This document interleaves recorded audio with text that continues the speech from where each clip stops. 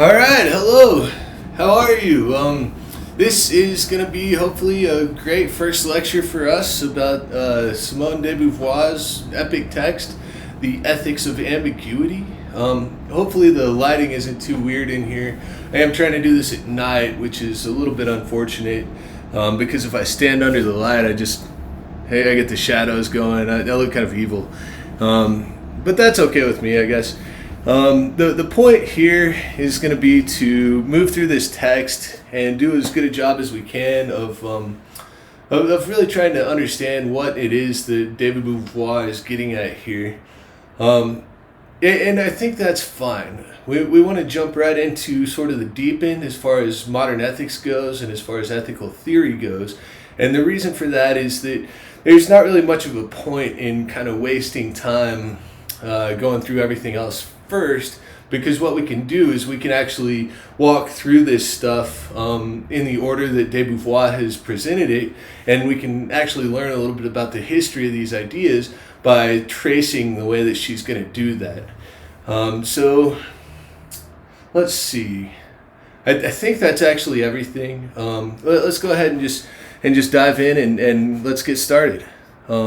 So here is sort of the view that we're going to have for most of this today.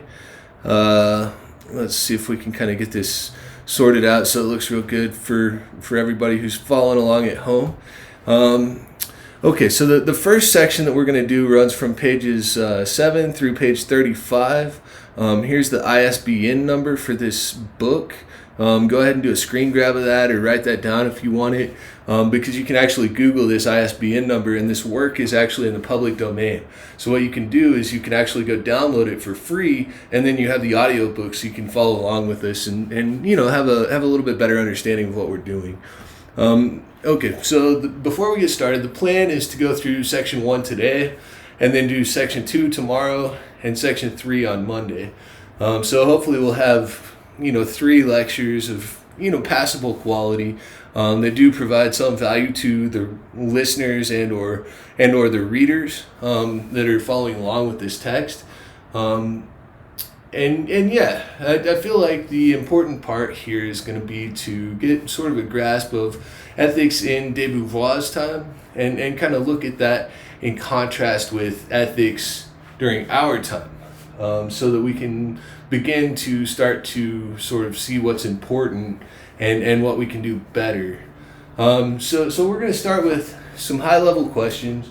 One of them I've got written on the board here. You can't really see it because of the glare, which I apologize for the lighting. I'll have that figured out and be doing better with that soon. But unfortunately I'm not yet. So the question is, what about this system is universal? And what's important about seeing what's universal about this system is that we're actually going to be surprised about that. Usually when you think about universality, you think about something like theology, you think about the universal laws that apply to everyone, you think about unambiguous good and bad, right and wrong, things that you think may be a thing until you really start to study ethics in a deep way, at which point you almost always are going to realize that there's not just a ton to go on there. So how does de Beauvoir solve this problem, and what does she do to make this system universal enough to be valuable to us, to me, to you, to all of her readers? How is she going to solve the problem of making this universal enough to be useful for us, while at the same time making it specific enough and truthful enough to be valuable? I've got a couple other questions on here as well. We'll get to those. For now, I think the important thing is going to be, here, I'll give you a quick look in case you just want to see what's written on the board there.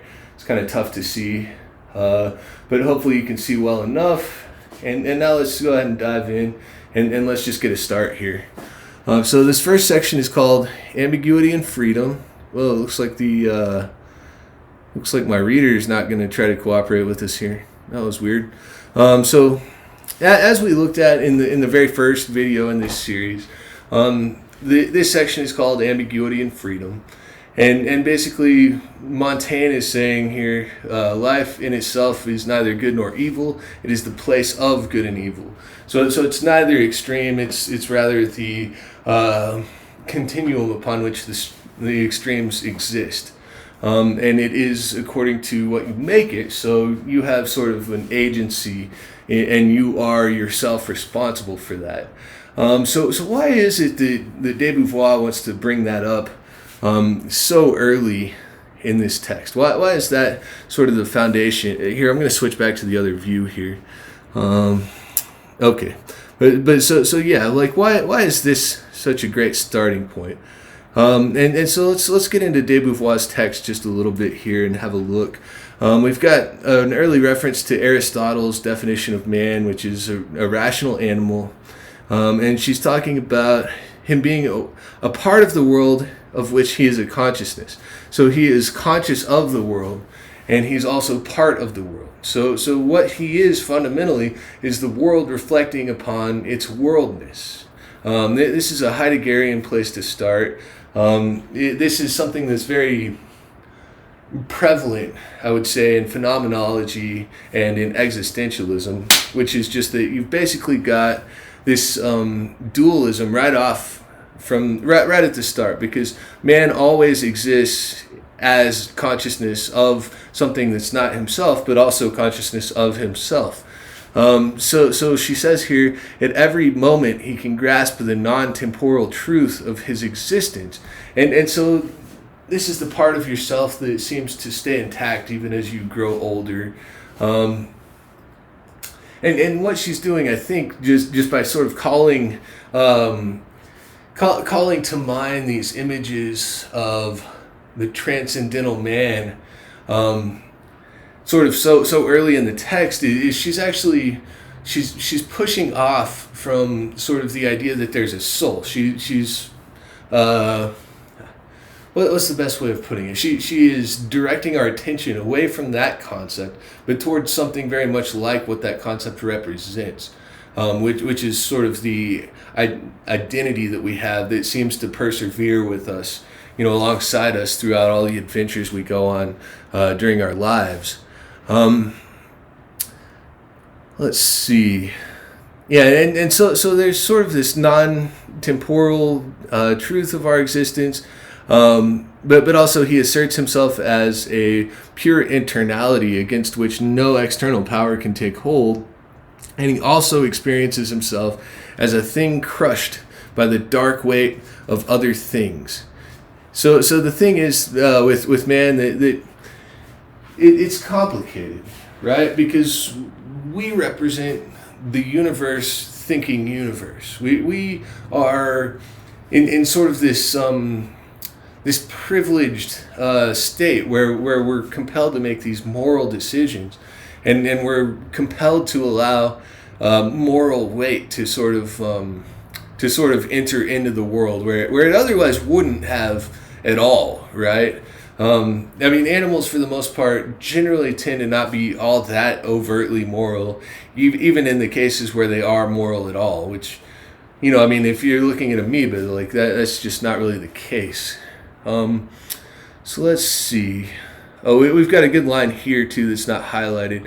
This privilege which he alone possesses of being a sovereign and unique subject amidst a universe of objects is what he shares with all his fellow men. So if we're looking for the universal in ethics, de Beauvoir has actually gotten us there before the end of the first paragraph of her book. So what she's talking about being universal between humans, right, is this this sovereign and unique subjectivity that you actually have just by being a person. And de Beauvoir, in this sense, is using the word men as a collective that actually refers, in her case, to women as well. Most of the time, there are times when woman is not man, and when woman is defined by her lack of what it is to be a man, right? And those are generally speaking, cases of just horrible and extreme wrongdoing, right? Because I don't think anybody wants to maintain that women and men are fundamentally different things, right? We're all humans, when we're at our best anyway. We are all the universe reflecting upon itself. That's the definition of what it is to have a mind and to be a person. And it's not fair to try to limit that only to being men. But this text was written in 1948. This is one of the foundational texts, along with The Second Sex, that Beauvoir wrote, that really had a strong impact on feminist movements and revolutionary movements that have come since. So this is an important book, right? We're already getting right into the nitty gritty with it. Let's see. This is pretty good too. Nature asserts itself in the face of spirit, which denies it while assuming it. The individual is again found in the collectivity within which he is lost, and each man's death is fulfilled by being canceled out into the life of mankind. One can thus repose in a marvelous optimism where even the bloody wars simply express the fertile restlessness of the spirit. And that's a very sort of Hegelian high road type of read here, right? But I think you can actually see a few ties to Albert Camus, the French existentialist philosopher who was famous for creating and promoting the doctrine of absurdism, which is a lot of fun too. But basically, the collective superorganism that constitutes humankind is bigger and stronger than any one of us, obviously. It's made up of us, as our bodies are individually each made up of 37 trillion different cells, right? And you lose tons of cells every day. I think it's like 100 billion cells in your body every single day die and are replaced by new cells. So these meat suits that we walk around wearing themselves lose individual members every time you breathe, every time your heart beats. It's fine. It's not that big of a deal to this organism. But if you look at the individual organisms that make up our cells themselves, perhaps it is a bigger deal. I know for the greater mass of humanity, it always seems incredibly tragic when a few good men have to give up their lives so that the greater whole of the rest of us can enjoy an increased amount of freedom, for example, right? That's sort of the hero narrative that accompanies the military and all the things they do for us, which is strange as well, because there are all kinds of strange there are all kinds of ways that things like militaries and like polices tend to impede the freedom of individual people. So when we're talking about this science of morality and we're talking about what's ambiguous about ethics, there are goods and bads and rights and wrongs sort of interwoven into all of the different narratives of each of the individual things that sort of penetrates through the meaning in our lives and ties these things together. So ethics is difficult because what you're trying to do is you're trying to take all of this just knotted, balled up, wadded complexity, and you're trying to unfurl that into something like a straight line. And then you want to figure out what the essence of that line is and communicate that back to people. And that seems to be something that Beauvoir is doing extremely well already in this text, because what she's talking about is the subjectivity that is shared between moral agents. That's something, we'll see this here in a little bit too, but just as we're getting introduced to this subject, one of the things that has been so famous about moral philosophy for so long, it is precisely this subjectivity that we all share. We all need to decide what to do, and we could all do that a little bit better, regardless of who we are or what we're up to. Nobody's perfect, so there are, regardless of who you are, there are decisions that you could have made that would have been better than the things that you actually did.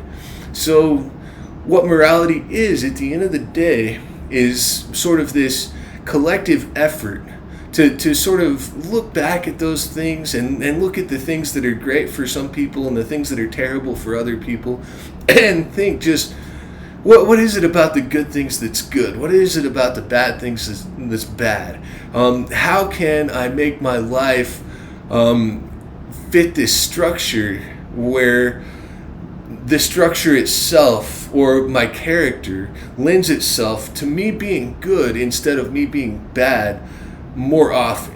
And that's what it means to try to become a better ethical agent, right? So we're just jumping right into the middle of this here. Let's see. At the present time, there still exist many doctrines which choose to leave in the shadow certain troubling aspects of a too complex situation. But their attempt to lie to us is in vain. Cowardice doesn't pay. So people who create these moral systems that just kind of sweep certain things under the rug or that don't address the entire situation, it's going to be easy to tell that those are not honest efforts to really solve these problems. As we encounter them and begin to attempt to extract principles from them that we can then apply to our lives later. So cowardice doesn't pay. That's well said. The more widespread their mastery of the world, the more they find themselves crushed by uncontrollable forces. Though they are masters of the atomic bomb, it is created only to destroy them. Each one has the incomparable taste in his mouth of his own life, and yet each feels himself more insignificant than an insect within the immense collectivity whose limits are one with the Earth's. There was Stalingrad and there was Buchenwald, and neither of the two wipes out the other. Since we do not succeed in fleeing it, let us therefore try to look the truth in the face. Let us assume our fundamental ambiguity. It is in the knowledge of the genuine conditions of our life that we must draw our strength to live and our reason for acting. And this is just so unbelievably important.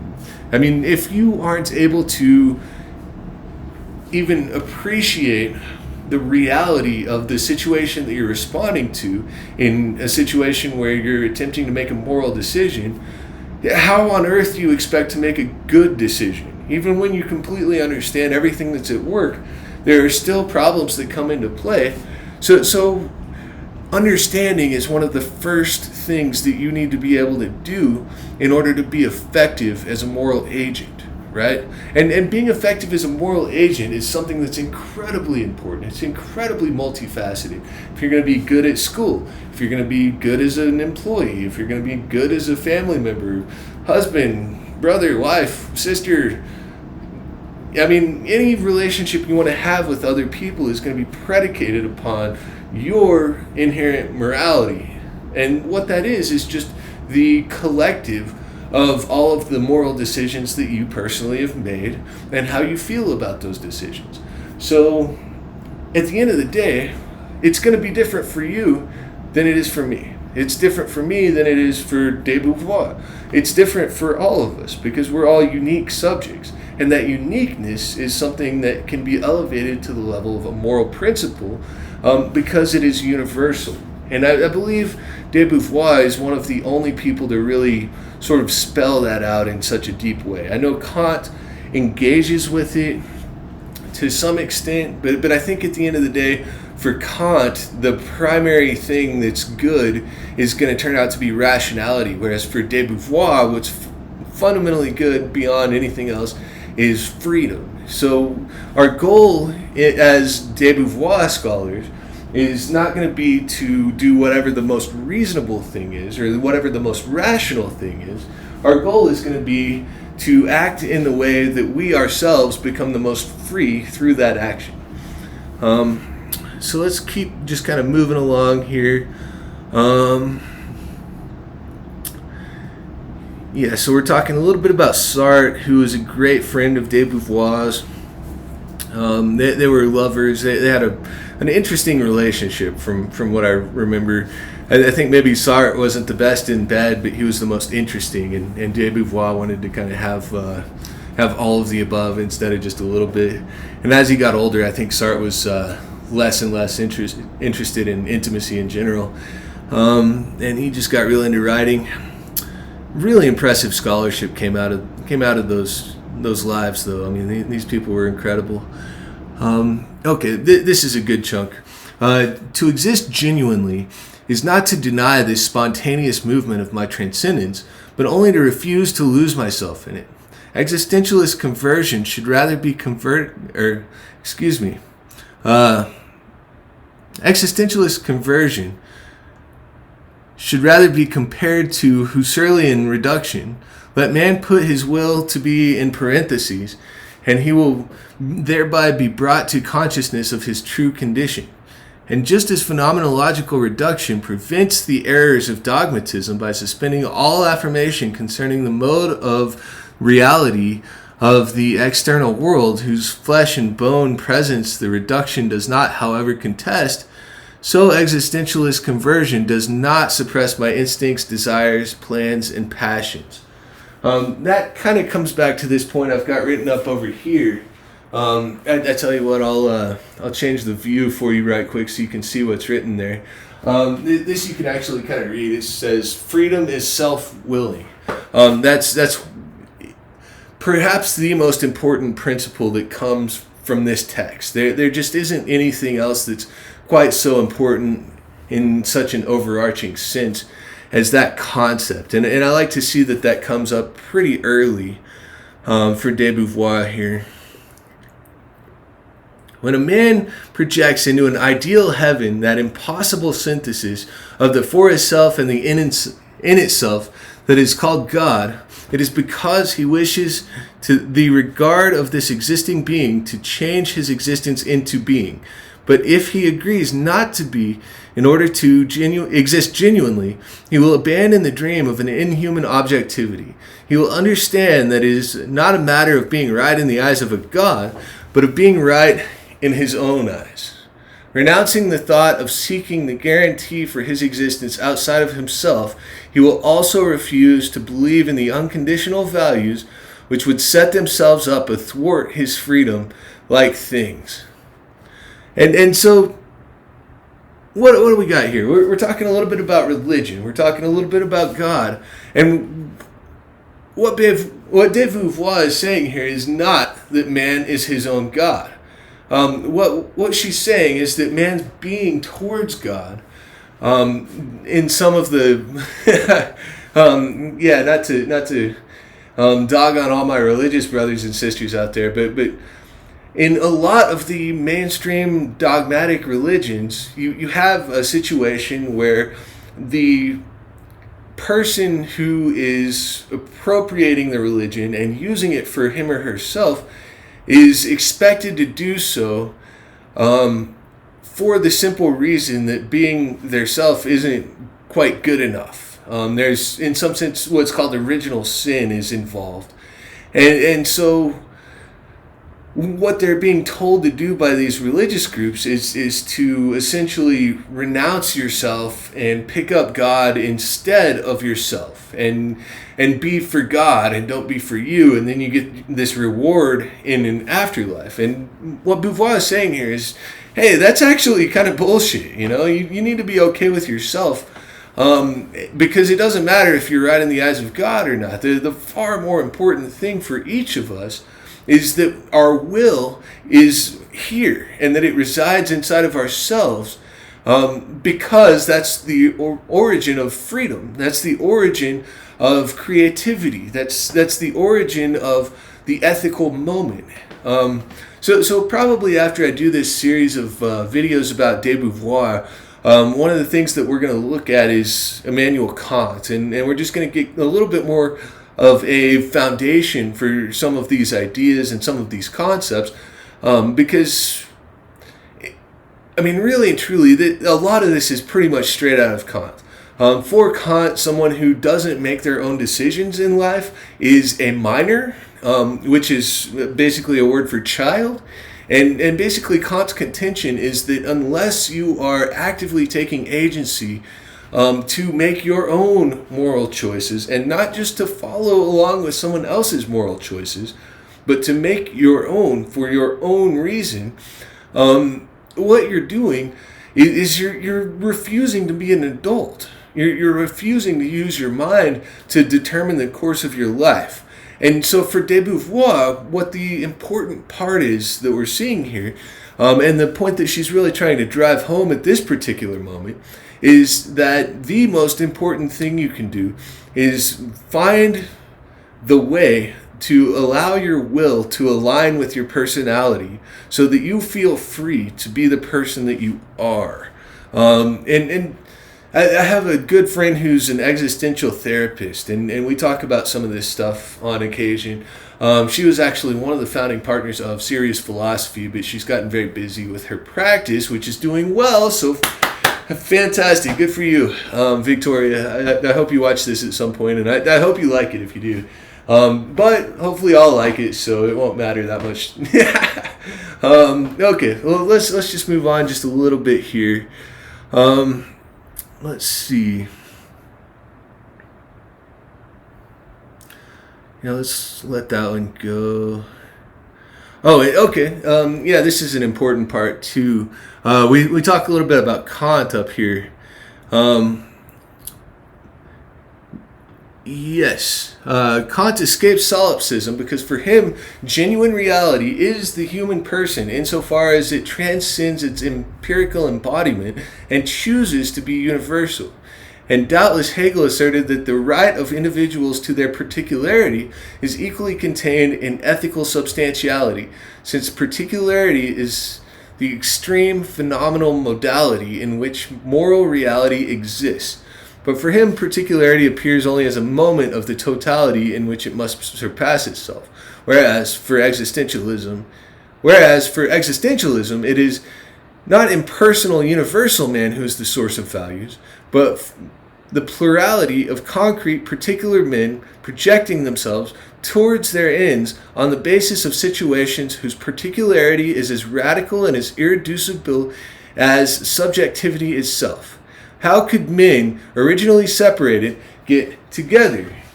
And so that's where this second little bullet point here that we haven't talked about comes up, right? So you have a couple of important problems for morality. The first thing is what's universal? What can you say that applies to everyone and brings value to your audience, essentially? Because you don't know who's going to pick up your moral philosophy book and read it. It should be something that anyone can get value out of if you do it well. And then you talk about freedom being self-willing, and that's incredibly important because the individual person is always the ground of the moral action. You can't have a moral action that doesn't have a person that's attached to it. It's about human decision making. It's about people's decisions.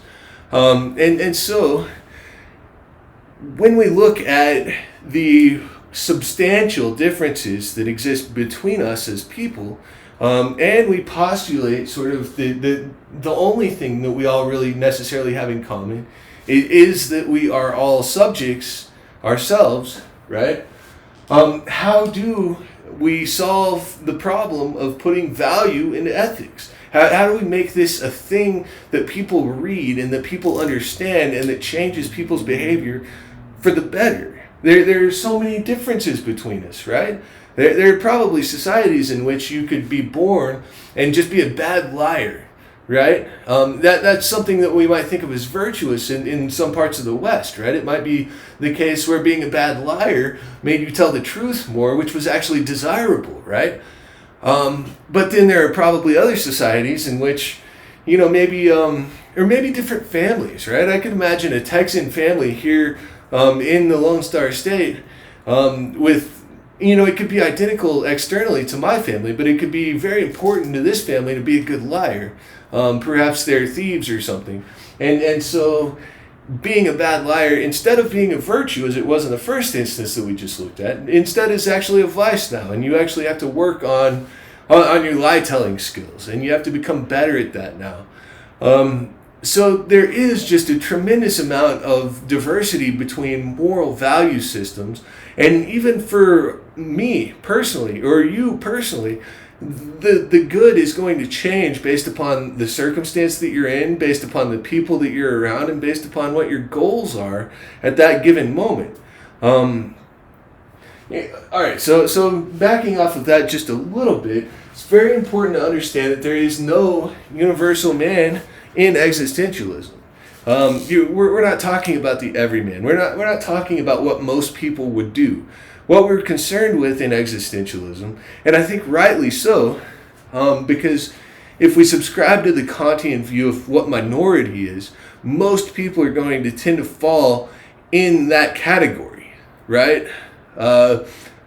There's an album that I listened to, and one of the people, I guess recording the album, says at one point in between songs, when was the last time you met somebody who thinks for themselves?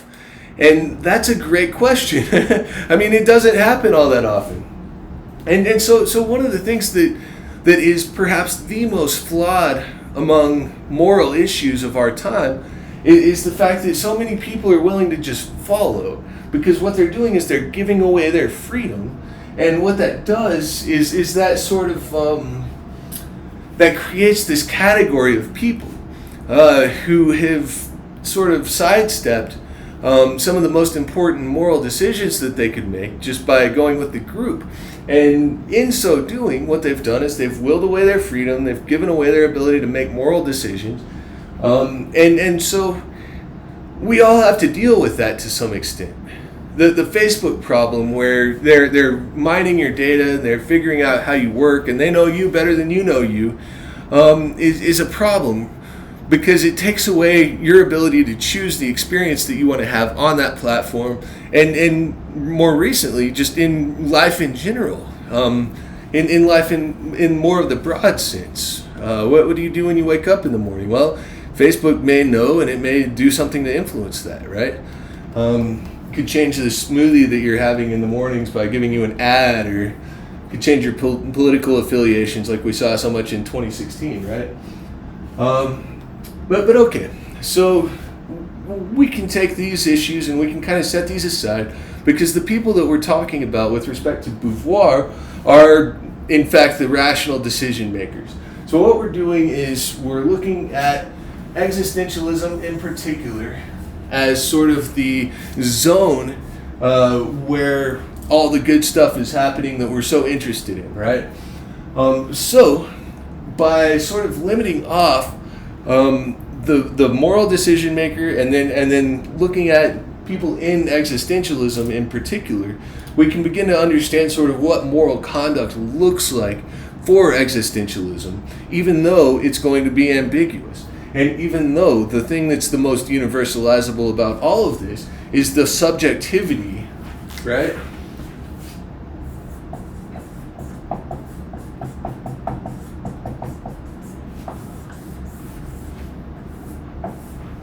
Of each individual man or woman, or each individual human subject, let's just say, to be the most broad.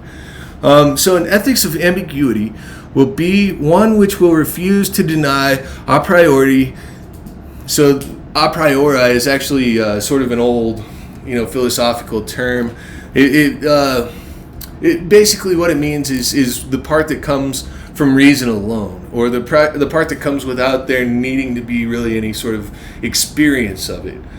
So you could translate that perhaps as something like theoretically, right? So an ethics of ambiguity will be one which will refuse to deny theoretically that separate existents can at the same time be bound to each other, that their individual freedoms can forge laws valid for all.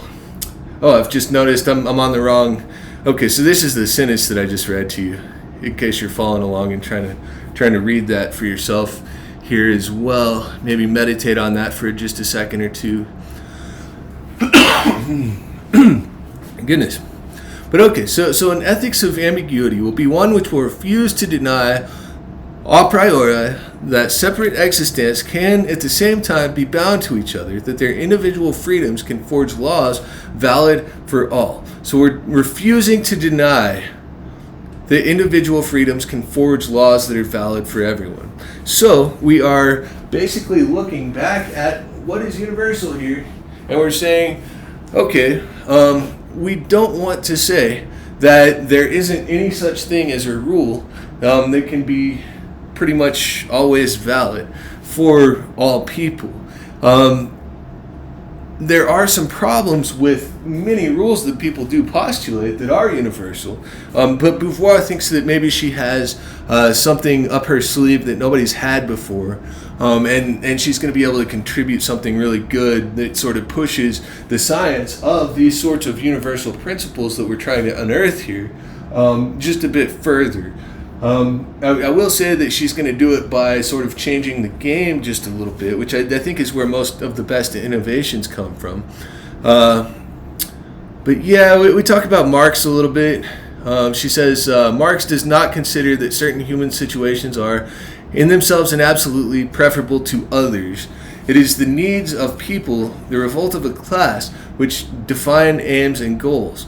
It is from within a rejected situation, in the light of this rejection, that a new state appears as desirable. Only the will of men decides, and it is on the basis of a certain individual act of rooting itself in the historical and economic world that this will thrusts itself toward the future, and then chooses a perspective where such words as goal, progress, efficacy, success, failure, action, adversaries, instruments, and obstacles have a meaning. Then certain acts can be regarded as good and others as bad. So there needs to be a goal first. So ethics for Beauvoir is going to turn out to be what we call a science of problems. Without a problem, you don't have an ethics, right? And so there needs to be a goal to frame the problem here. So without a problem, we don't have an ethical question. So we do have an ethical question. That means we do have a problem. So that's another sort of characteristic of ethical situations for Beauvoir here. She also says, in order for the universe of revolutionary values to arise, a subjective movement must create them in revolt and in hope. And honestly, I'm not all that worried about the revolutionary stuff here. That was pretty important about the time this was written. It was a big deal, and I think it may turn out to be kind of a fashion type of thing. I think we're to a point now where we don't necessarily need revolution to radically change people's lives and improve things for us. Although I could certainly eat those words in the future at some point. She says, let's see. This is the essential point on which existentialist ontology is opposed to dialectical materialism, and the antecedent of this or that, I guess, is up here. Subjectivity is reabsorbed into the objectivity of the given world. Revolt, need, hope, rejection, and desire are only the resultants of external forces. The psychology of behavior endeavors to explain this alchemy. And so what she's talking about here is sort of this debasing by sort of the Marxist / perhaps a bit psychoanalytical reading of the action of the subject or of the source of behavior when you're discussing human beings in particular. The issue is that you're in this situation where you've got sort of, they talk about the black box for behaviorism. And in linguistics this is a big thing. B.F. Skinner did behaviorism, and that was a problem for Noam Chomsky. So in 1957, he wrote a critique of Skinner's behaviorist text, and that kind of put Chomsky on the map, and that's where he came from. But if we're talking about behavior specifically, we can't do this. We have to, we have to crack open this black box and figure out how it works inside. And so basically, essentially, what Beauvoir is suggesting is that maybe the Marxist is able to sort of piece out certain components of behavior, right? But really, what's important is the relationship that exists between these guys. So the behavior itself is less important. Or the components of behavior themselves are less important than what makes them work together and what makes them cause the behavior in the first place, right? So you don't want to allow your subjectivity to be reabsorbed. You want to maintain it and accept responsibility for it and be proud of it, right? That's what it is to be good and to be happy.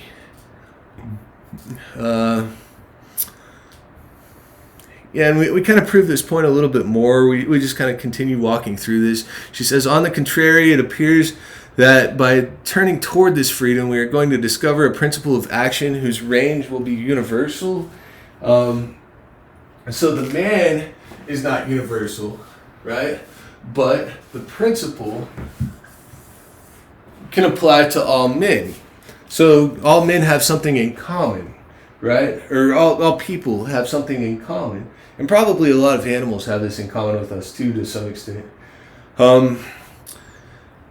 Okay, so all the plans in which this will to be is actualized are condemned, and the ends circumscribed by the plans remain mirages. So we can't think of human life as a game that can be won or lost, right? We want to we want to figure out how to be life affirming. I think is a safe way to put this. She says the man who seeks to justify his life must want freedom itself absolutely and above everything else. So what that means is that you wouldn't do anything for a Klondike bar. There's nothing you would do for a Klondike bar because you don't want a Klondike bar. There used to be that old commercial, what would you do for a Klondike bar? And at the end of the day, when you put an object above yourself so that you sort of completely pursue it, that thing always turns out to be a mirage. It always turns out to be illusory. It's not really there. So as soon as you get it, you just realize that you left yourself behind, and you have to sort of pick it all up again, and it's like you're starting over and learning to affirm yourself instead of affirming the thing that you were putting over yourself in the future. So she says here, to will oneself moral and to will oneself free are one and the same decision. So that's back to the difference between Kant and de Beauvoir, which is that for Kant, rational is the highest good, or intelligible, perhaps, is one way of saying it, is the highest good. And for de Beauvoir, it doesn't have to make any sense. It just has to be free. And so I wonder about this text sometimes, because this is incredible stuff. I mean, she is breaking new ground here left and right, and yet I was able to go all the way through a master's degree in ethics without really paying all that much attention to her. So I got sort of this survey of the background noise in ethics, and I felt so hollow. I felt like there was something I was missing. I wanted to write an ethics book. And I sat down and tried to do it a few times, actually. I've got a bunch of chapters for it, I've put some time into that enterprise. And yet I sat down and read this, and I had to reconsider everything. I didn't have it nearly as figured out as I thought I did. A lot of the things that I wanted to say aren't as good as what de Beauvoir has to say here. So I mean, this is really incredible. And if there's one impact I could have on the world, I would love for it to be the fact that de Beauvoir's philosophy actually became popular because it's the best job that anyone's done of solving these particular intractable problems. I mean, they're not intractable. She's dealing with it right here. It's great. You heard it here first, ladies and gentlemen. Let's see. Let's skip that dude. Oh, and then seriousness. Either tomorrow or Monday, we're going to talk a lot more about seriousness. I actually wrote an essay called Seriousness is a Problem that did pretty well on Medium. So that was fantastic, and I'm really glad that some people got some value out of that. But what she says here is, in the servitude of the serious, the original spontaneity strives to deny itself. It strives in vain, and meanwhile it then fails to fulfill itself as moral freedom. So you sort of build up this objective, you put everything into getting there, and then you get there and you realize, wait a second, that wasn't actually me. It didn't work. I don't feel any better. Epicurus is somebody who I'll eventually get around to doing a lecture about, who really gets pretty deep into that concept. Here, yeah, she talks a lot about the gratuity and the sort of flippant character of freedom. And yeah, her point is basically you get to be ridiculous. The important thing is that it's free. Because if you try to put a bunch of limits on the freedom of individuals and you tell them you can't be gratuitous, then all of a sudden they're not free anymore. They don't feel free. They're not able to create the same sorts of things they would have created otherwise. So here she says, at each moment freedom is confirmed through all creation. And we're not talking creation in the religious sense here. When we talk about creation, what we're talking about is behavior. We're talking about the thing that a human being does that allows that person to interact with something outside themselves.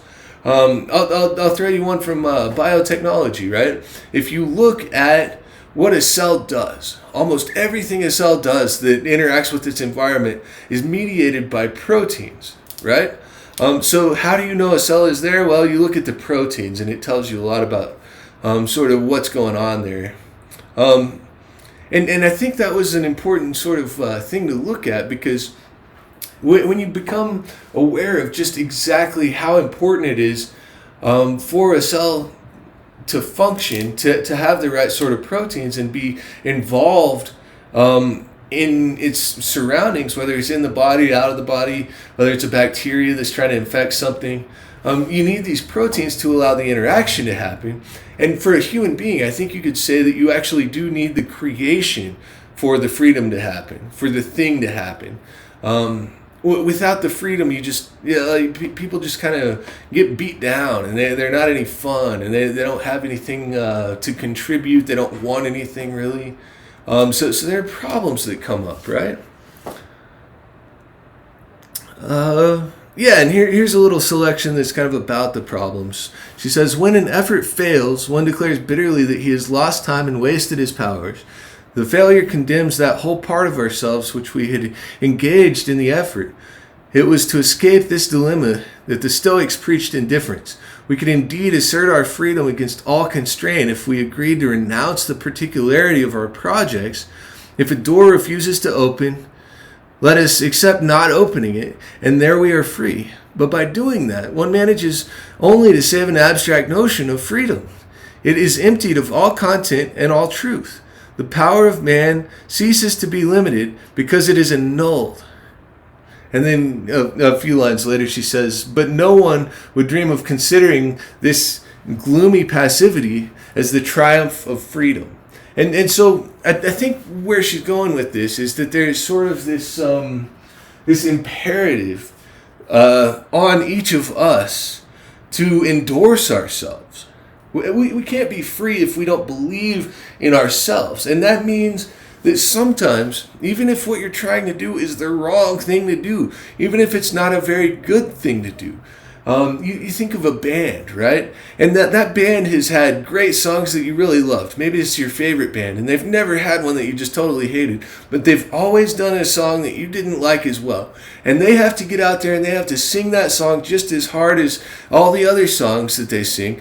And the reason why is that they don't know which fan is into what, right? They have a catalog of music, and they know some songs do better and some songs do worse, and they always have to try to put 100% into every single one of them, because, I mean, if you're one of their fans, that might be your favorite song, or it might be this other song. And so to be successful and to be good at what they're doing, they can't really be judging themselves. They have to leave it to the rest of us to come up with the criticism that we need of what they're doing to make sense of it, right? So for me, it might be that I like one song, and for you, it might be that you like a different song. But at the end of the day, the important thing is to sing, right? And so that's what sort of Beauvoir has to say here. That's what she's going for. That's the goal that we want to get to. It's about freedom. It's not about doing the right thing. It's about coming to that place where you believe in yourself enough that you can do something and have it be right. Because for a lot of us, a lot of the time, we're too scared. We sit around at the house and we don't ever do anything. And so nothing we end up doing ends up being right. For Kant, we would be minors, But for de Beauvoir, we're not even people. We're not even worth talking about when we do that. We have to get out there and we have to be ourselves. We have to exert our freedom upon the world, even when that results in a conflict with the world. Isn't that bizarre? Isn't that funny? I mean, it almost just has to be true, doesn't it? Yeah, and then she kind of does this little section where she talks about punishment and let's kind of push past this dude. And then we've got this. Okay, no one is willfully bad. That's important for what we were just talking about a second ago. No one self-wills badness. Freedom is self-willing. So if freedom is self-willing and no one wills badness, right? Aristotle said, the good is that at which all things aim. So, I mean, whether we're talking about, whatever it is that we're talking about, if someone performed an action, it was because they thought it was better than the alternative action. So there is always this motivation to act that comes hand in hand with the concept or the conception of some end of that action being a good thing, right? So how can we trust human beings to be free in the radical sense when one of the things that we expect to happen is this conflict between what the group thinks and what the individual thinks, right? Well, we do have this little nugget about human character where no one is ever going to be willfully bad, right? So, at the end of the day, it's not that big of a deal if some of us get it wrong some of the time, because what we're doing is absurd in the first place, right? It would be really cool if it worked. I would love to be part of a society that had flying cars and green energy and everybody had enough money and we could all just kind of be friends with each other. That would be wonderful. In fact, that's what I want, really. In the times I've been happier in life, I would say that it had to do with the relationships that I had with other people. I would love to be able to prioritize that, instead of just running around chasing money and trying to do all the different things that you got to do just to survive these days. But I will say that I actually, even through the fiction that I've read and all the pursuits of rational understanding that I've gone through in my life, I don't think I've ever found an example of anybody doing anything because they thought it would turn out badly. Even people who, let's take the guys that made those Jackass movies, right? I mean, that's a great example of things that you expect to end badly that you do anyway. But the thing is, there's something good about it. It's entertaining. It's funny. It's fun. It provides enjoyment for people in their lives. It's slapstick comedy. So even though the result is not going to be pleasant for the person doing it, there's a later result, which is that it'll be filmed and distributed and people will read it and laugh, watch the movie and laugh and enjoy it. And that is the good that sort of justifies the bad of the pain that Johnny Knoxville probably feels all the time. I bet it hurts to be that guy now. But okay, so we've kind of got the bones of this thing more or less fleshed out. Like we sort of know what's important for Beauvoir. We know sort of where she's going with this, and we know more or less how she's trying to get there. She's going to talk a little bit about Kantian ethics here. She says, moreover, in Kantian ethics, which is at the origin of all ethics of autonomy, it is very difficult to account for an evil will, as the choice of his character which the subject makes is achieved in the intelligible world by a purely rational will. One cannot understand how the latter expressly rejects the law which it gives to itself. But this is because Kantism defined man as a pure positivity, and it therefore recognized no other possibility in him than confidence with himself.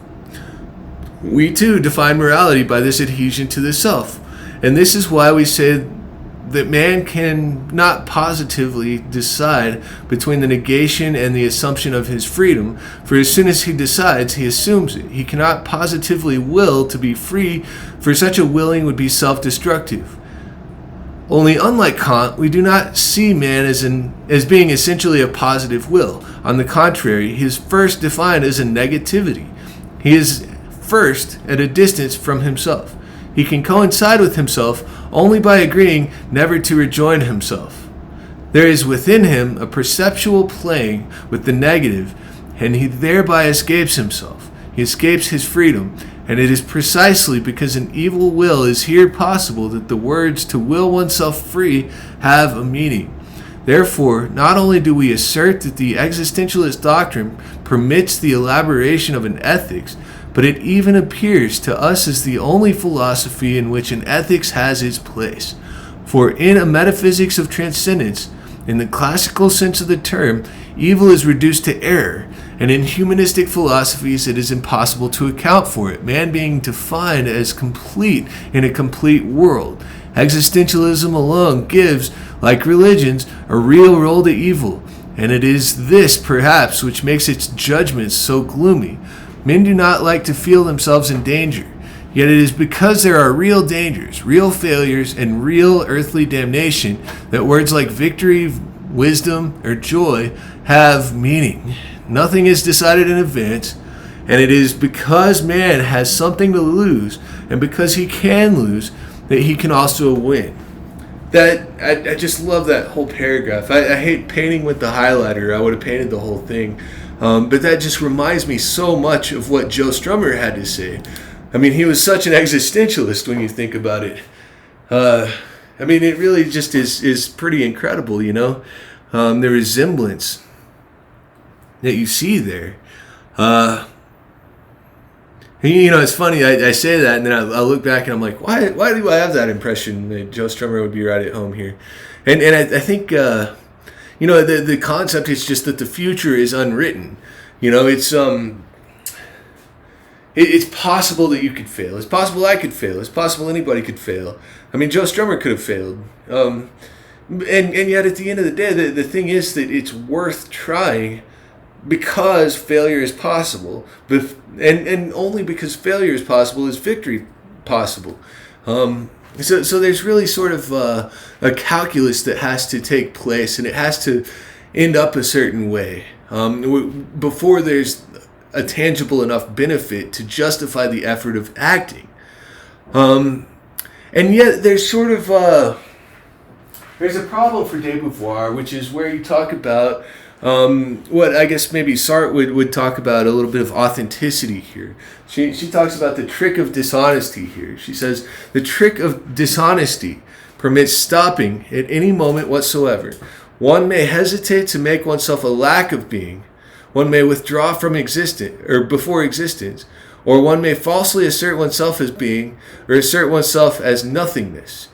One may realize his freedom only as an abstract independence, or, on the contrary, reject with despair the distance which separates us from being. All errors are possible, since man is a negativity, and they are motivated by the anguish he feels in the face of his freedom. Concretely, men slide incoherently from one attitude to another. We shall limit ourselves to describing, in their abstract form, those which we have just indicated. And so, what are we talking about here? What is going on with this passage? I'm asking that sort of genuinely here, because I do think that one of the things that people do when they are insecure, or when they aren't, so to speak, in the right, is that they do misrepresent themselves. They say, I am this or I'm not that. And so the thing is that well, I mean, she also puts assert oneself as nothingness. And when I think of that, initially the concept that comes to mind is you take yourself out of it. You try to represent your viewpoint as though it's objective. I find that journalists do this a lot when they write, and sometimes I want to write some journalistic type stuff, and I'm always kind of confused about, you know, like, how personal should this be? Should the tone be about me and my experience with this thing, or for this article, does it need to try to be more objective? And I kind of vacillate a little bit on that, and I'm not really 100% sure. But Beauvoir here is certainly suggesting that that there is there's a bit of a problem there. But I'm not 100% sure that I completely understand this paragraph, and that's okay. That happens all the time. It's possible, like once we get to section 2, that this will become a little bit more clear for me. I read through this earlier, and I think I understood it then because I highlighted and I wanted to talk about it. But I never quite got to what seemed right there. I'm also curious. I find that there is evil in existentialism. I'm wondering a little bit more about what the specific character of that is about. Because I think that putting myself on the spot and forcing myself to sort of, talk for this hour now that we're at, so we'll probably go just another minute or two. But I think that one of the things that's happening in my mind up here, so to speak, is that I'm putting myself in a position where I need to know specific things that I don't necessarily already have as good a grasp on as it seemed when I was reviewing this earlier. So that's always good. That indicates that a deeper understanding of the text is on the way. And if at any point you feel a little bit confused as to how something works, don't worry about it. You're not alone. Trust me. I mean, philosophy is the art of feeling that way all the time and still getting things done somehow. So, yeah, with all that being said, welcome to Underground Philosophy. This has been a blast. I've really enjoyed streaming this to an audience of goose egg 0 viewers. Oh, man. Oh, wait. It looks like somebody was on here. Somebody just said bye into the chat. That's incredible. Thank you for watching, whoever it was. I'm going to put this on YouTube, and then I'll probably be back around the same time tomorrow. Hey, that's okay. Yeah, it'll be on YouTube. No worries. Wow, that's incredible. I have a viewer, y'all. I feel fantastic. Thank you. Thanks for watching. Yeah, there will be a lot more streams coming. So, all right, guys. Cheers. And until tomorrow when we talk about Section 2, enjoy.